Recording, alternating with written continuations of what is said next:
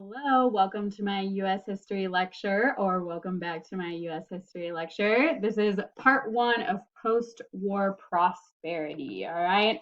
World War II has ended, very exciting, and the US is going to emerge as the major world power after the war. Take a look at this Time magazine cover.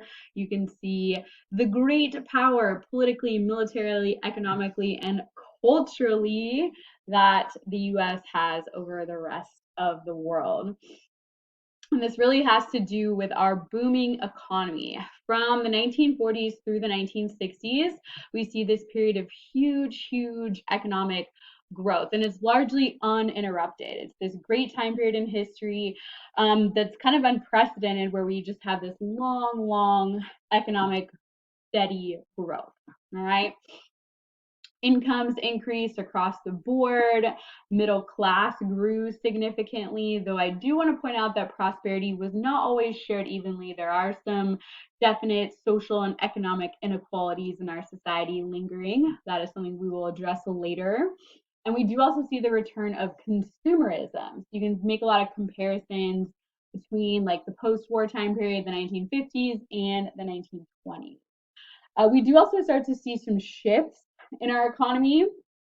We were very industry and manufacturing heavy in the early 20th century, and then we start to shift a little bit more to providing services. You can kind of see this trend here. This shows 1950 to pretty much present day.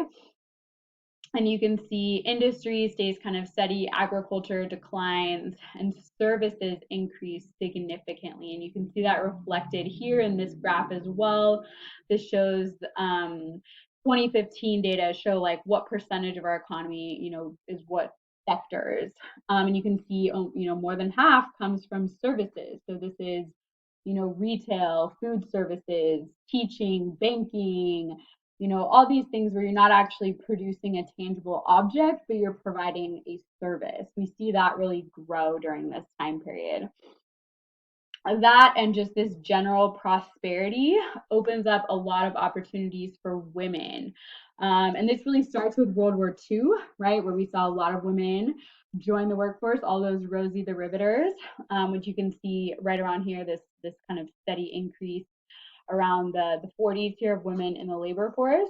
And from that time period, as you can see, to today, we see this huge steady increase, right? And that's due in part to this growing prosperity and this shift to services, which women, it opens up a lot of opportunities because women can work in retail and teaching, nursing, things like that, more traditional jobs for women.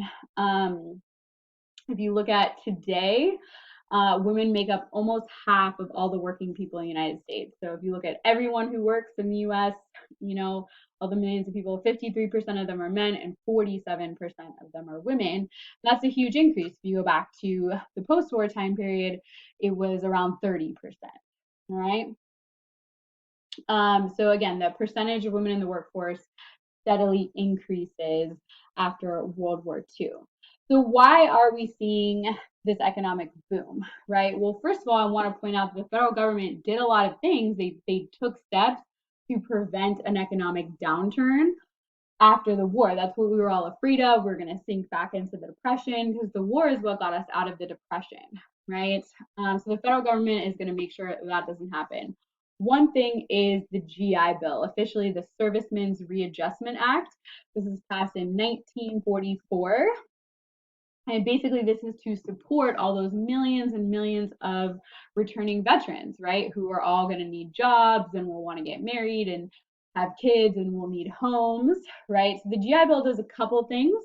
One big thing it does is it gives veterans money to go to college, right? So instead of all of these veterans coming home and joining the workforce, some of them are going to go to college, right? Which delays and cushions some of that blow. The VA also provides loans to veterans if they want to buy a home, if they want to buy a farm, or start a business. All right. So it's a huge benefit and really helped kind of cushion the short-term economic blow of the war ending, but then also supports long-term economic growth, right? One of the biggest things here is that we start to see an increase in education, right? And more educated people are more productive, they make higher incomes, and it kind of brings our whole economy up when we have more education. You can kind of see that here in this chart. GI Bill is a huge factor here, right? Here in 1940, right, only 6% of Americans got a bachelor's degree. By 2009, over 30% of the American population got a bachelor's degree. So you can see this huge increase in education, which is going to help our economy grow. All right. Another big factor here that the federal government is responsible for is spending. There's going to be a huge increase on military and defense spending because the Cold War is on. We're going to talk about that more in a later lecture. And this is going to create new jobs and new industries. All right. So some of the things you can think of is, computers, electronics, aerospace, right? These all really started as defense projects, government projects. They were all funded by the government. This here just shows a couple things, like the internet started out as ARPANET, which is a defense project, GPS, duct tape, EpiPens, memory foam. All of these were defense, military related, government funded projects. So you can see this huge increase right here. This is World War II. It goes down a lot when the war is over, but we see this steady increase over time, right? This is kind of similar to what happened during the war itself, right? We just see the government spending so much money. We have this huge amount of demand, which is going to spur economic growth. Just take a look at this, you guys. This just shows comparison-wise, like how much the U.S. spends on our military and our defense. This data here is from 2017. The Department of Defense got $610 billion, all right, which is more than the next biggest countries combined, right? We spent more than China, Russia, Saudi Arabia, India, France, the UK, and Japan combined on our military, all right? That just shows you the huge scale of how much money we spend on defense. In addition to the economic boom, there is another boom, the baby boom. All right. This is a huge growth in population in the post-war years, and it's not just here in the U.S., it is everywhere worldwide. So you can see it. Baby boomers are defined between 1946 and 1964. So you can see this huge increase in population we see during this time period. And it totally makes sense, right? What was just happening in the years before? War, Great Depression, right? Now that all of that is over, people want to go home and get married and have lots of babies, all right?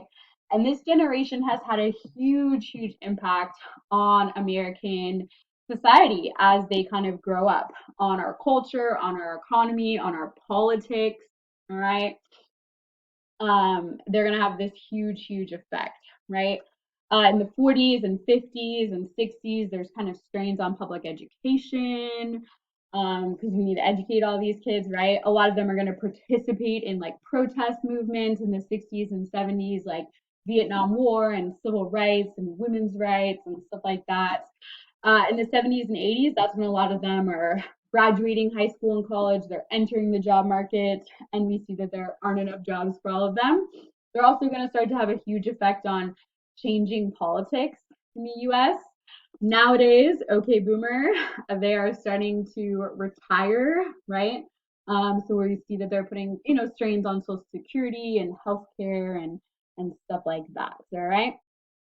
So we're going to go ahead and stop here. This was Post-War Prosperity Part 1.